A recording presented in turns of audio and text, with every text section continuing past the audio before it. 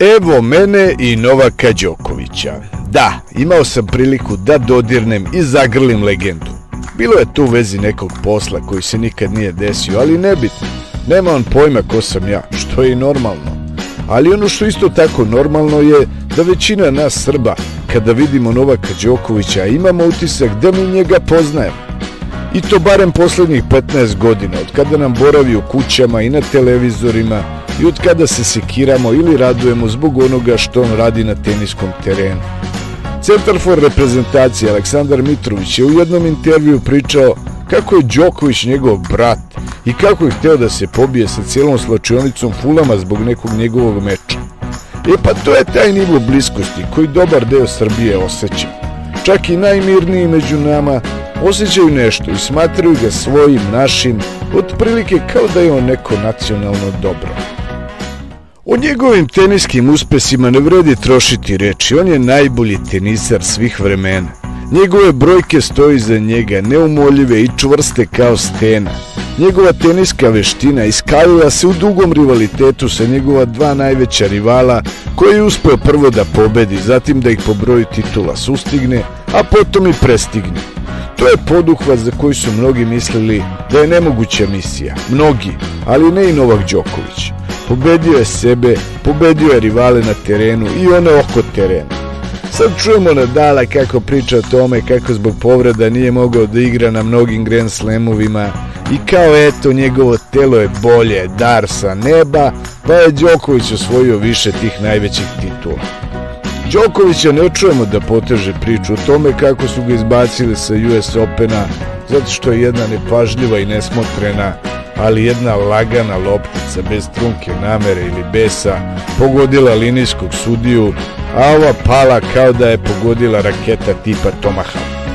Ne spominje ni to kako mu nisu dali da igra zbog vakcine na turnirima ili još gore kada su mu dozvolili da dođe u zemlju, a onda ga uhapsili i držali u pritvoru maltene kao nekog kriminalca.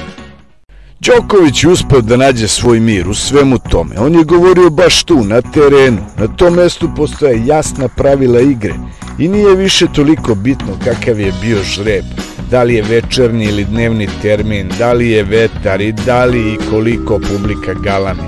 To je mesto gde protivnik mora da dođe licem u lice i da pokuša da ga pobedi. I jeste nekad i Đoković gubio, i jeste nekad lomio rekete, psovao, cepao majicu i udarao se kao gorila po grudima, što su mu neki zamerali, naročito ovi koji su želeli da izgubi.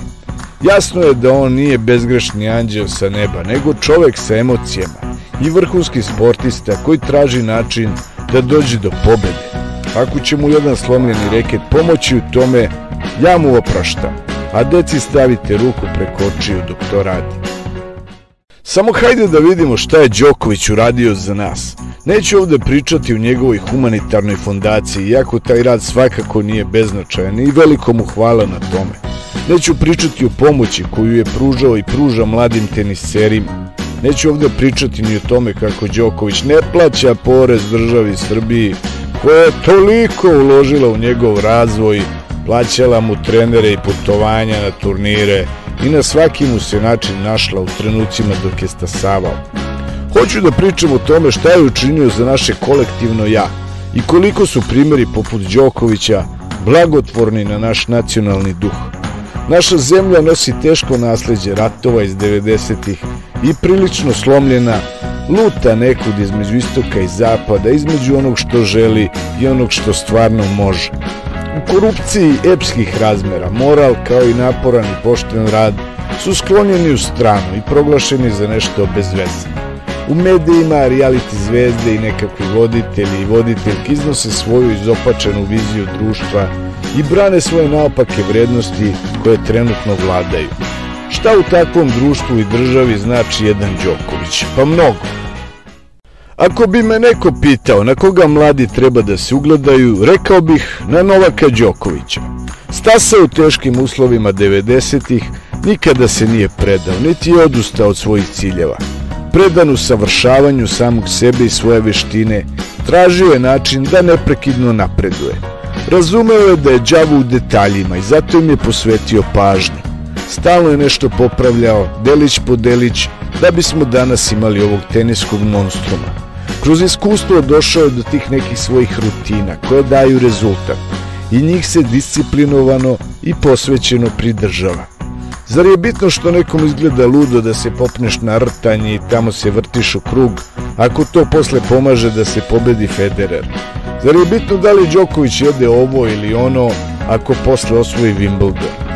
Ne kažem, bilo je stvari koje su i mene nervirale, kao ono slanje ljubavi na sve 4 strane stadiona. Ali sve je to traženje načina da se ide napred, kao što i svaki poraz deo neke buduće pobede. Zašto još mladi treba da se ugledaju na njega? Đoković je većinu stvari postigao velikom posvećenošću, kao i napornim i upornim radom. Zatim, on je milioner, ali nije bahat, nije bezobrazan. Ok, možda njegov ćale pomalo izgleda da je njega sva ta lova rašašavila, ali Đoković nije njegov otac. Novak je pristojno ljudsko biće i obraća se ljudima sa poštovanjem i zanimanjem. Govori jezike, ima porodicu, budno pazi sa čime će njegovo ime biti povezano.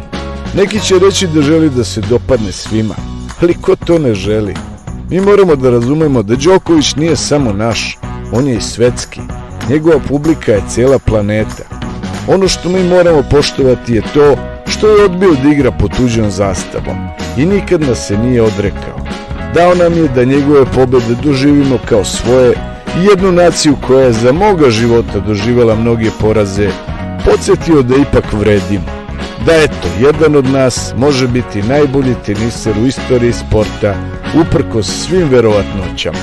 Eto, baš to je Đoković uradio za nas. Dao nam je pravo da ga smatramo za jednog od nas koji pobeđuje za sve nas.